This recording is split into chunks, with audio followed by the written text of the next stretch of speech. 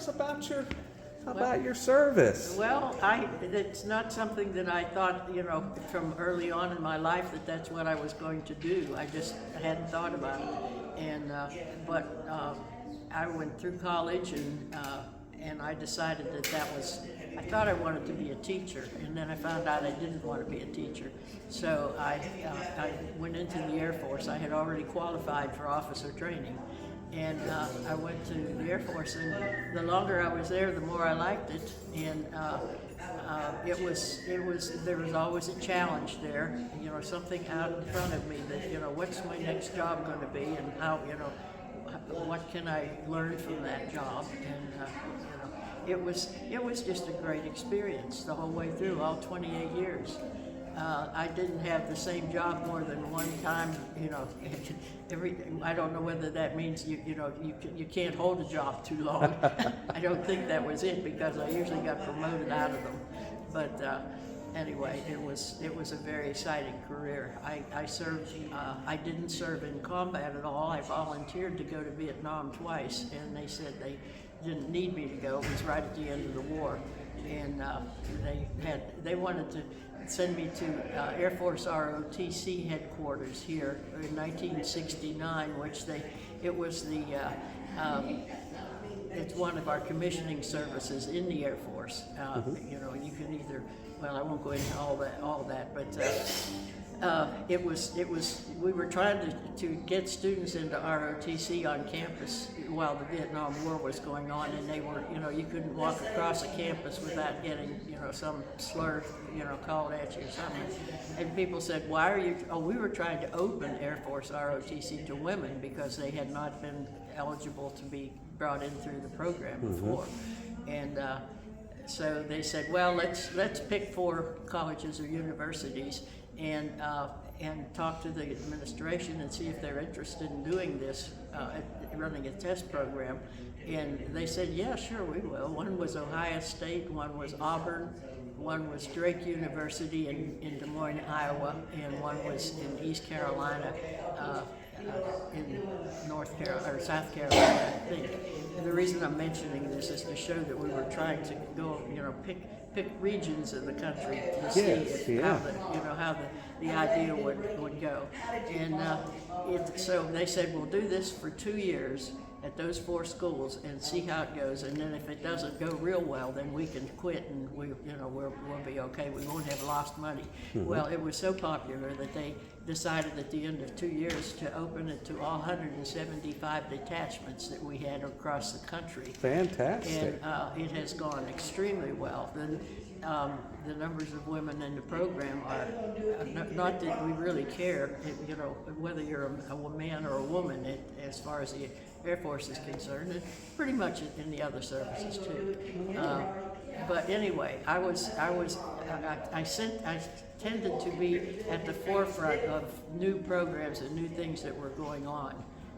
And I loved that because it was a way to break the trail for the people coming behind me. Oh yeah. And so I had just one assignment overseas at Ramstein Air Base in Germany, and which I liked very much. But we traveled a lot to a lot of the countries in Europe while I was there, and it was every job I had. I thought when I walked into the job, gee, I don't know if I can do this. I've never done these things before. And after after you've been in it about a year and you're working with the other people around there, you find out that they are as smart as you are. They've got good ideas. You can learn some from them, and you get to try your own ideas on things and see how they work.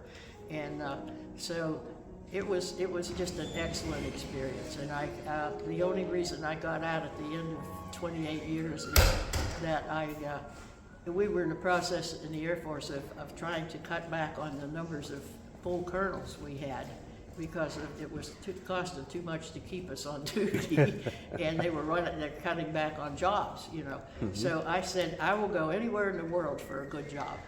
You can send me to Iceland or Reykjavik or wherever you want to for a good challenging job, but I don't want to just go sit and vegetate someplace else. And they said, well, we can't offer you much, because we're pretty well filled up, with what we need. But anyway, I'm rambling now, but I'm just trying to paint a little bit of background. But some of the things that I got to do that I never dreamed I would. I was the first in a lot of things. I was the first woman in Air Force ROTC to work with that program. I went to Washington as a I can't remember what we called it. I guess we had a good name for it. But anyway, I was sent to the White House to assist the Air Force, or we happened to be in the Air Force, but to assist the person who was the military assistant to the president. And this was in 1969, I think, 1970. It was when Nixon was taking over. So that was a pretty exciting time. Oh, yeah? And I was on duty there for 6 months. It was only supposed to be a 3-month assignment because I had a lot of protocol experience in Germany, working with the German people, military people and things. And so I had some experience that was kind of valuable there. And so anyhow, I spent 6 months in the White House working and enjoying every minute of it. And then that's when I left and went to ROTC headquarters to start the program for women. Okay. And then the next thing was something else like that, starting something else.